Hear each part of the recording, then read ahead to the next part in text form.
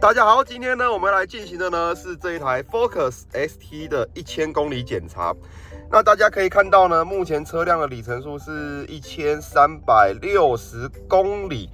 那会拖到现在回来呢，就是这一次的回厂检查，其实我还要出保固，所以需要比较多的时间。原厂就是跟我讲说，挑一天比较有空闲的时间再过来。这一次呢，新车啊，就是 ST 这台车，新车这个冷气出风口，大家可以看到，你看这边这个地方有间隙，然后这边左右动，它会卡卡的，而且呢，它在里面这个枫叶这里面啊，大家不知道有没有看到，就是它里面有个伤口，有一条划痕，这边。这是交车的时候就有的，就原厂的德国组装啊，他们不知道为什么这个风口有问题，还是给它装上去，然后弄来台湾。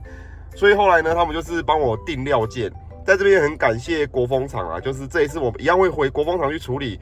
当时新车有遇到一些异音啊，还有一些小问题，我回去国风厂，他们都有帮我妥善的处理好。那今天基本上就是把这个冷气出风口处理好，然后呢，这边。它的窗户这边呢有一个隔热纸的气泡，要把它处理掉。今天大概就是这两个问题比较大吧。那之前刚交车的时候啊，就是驾驶座这个门板后面啊会有异音，你只要一开车就嘎嘎嘎嘎滴嘎嘎的。然后还有车子的后面啊，就是左后座那边也会有一直异音。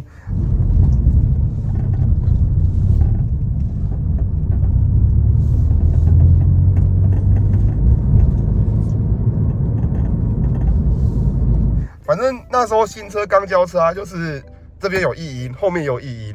那后来回去国风厂呢，这边的异音就是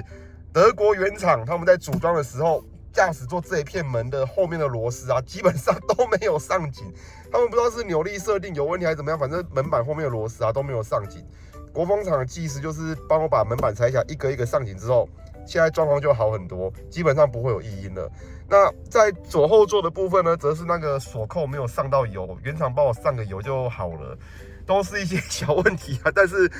就目前使用到1000多公里啊，我就觉得奇怪，怎么台湾组装的品质比德国原厂好蛮多的，蛮傻眼的。一般不是都说德国工艺吗？就好像颠覆了我的想象。好，那现在呢，我们就先入场去进行这一次的检查还有保固吧。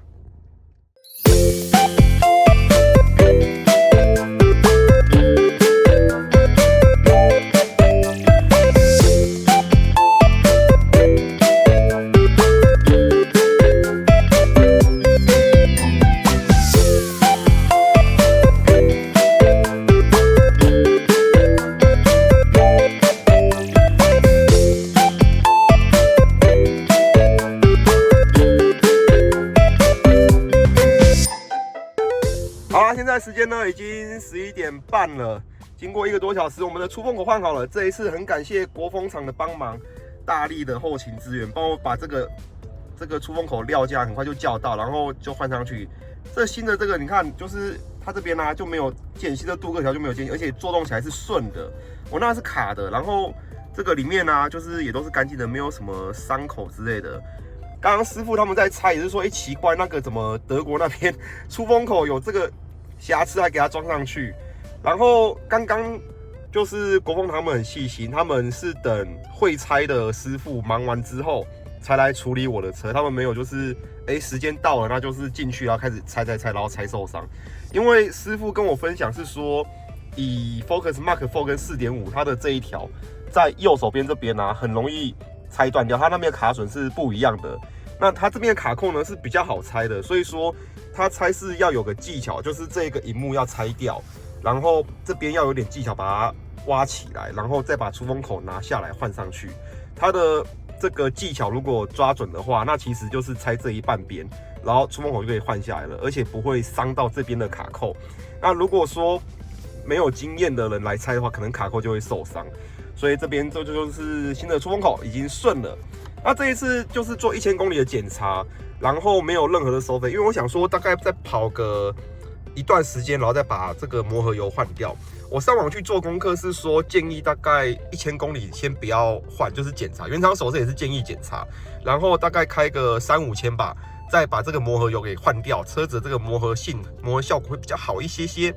那这一次也顺便去问了他们这个手套箱的部分啊，这个驾驶座侧的这一个置物零钱盒，他们是说确定无法回装，因为 Mark 4.5它在这后面这边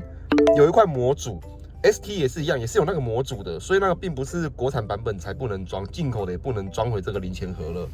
那现在呢，我们就是要去 PDI 来处理这个。这边有一个小小的隔热纸气泡，因为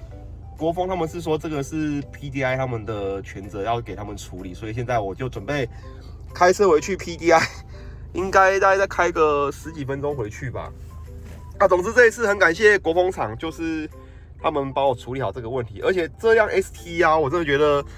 德国人的做事品质没有比较好，这个异音啊，后面的异音啊，还是这个出风口，都是国风厂他们在事后帮我处理的。虽然新车交车有这些小瑕疵，心情会不好，但是我觉得有好好处理，有后勤团队把它处理好，我就觉得 OK， 那就放心了。因为也不是什么大问题，也不是说什么引擎有重大瑕疵，还是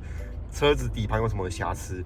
那今天也趁这个机会顺便把 ST 顶起来，我看了一下底盘，就是看看它有跟 ST 有哪些不同的地方。OK， 那现在呢，我们就准备去龟山的 PDI 把这个隔热纸处理好，今天就完成了。那这次的1000公里检查跟出保固就分享到这边啦，我们下次见，谢谢大家，也感谢国风厂的帮忙。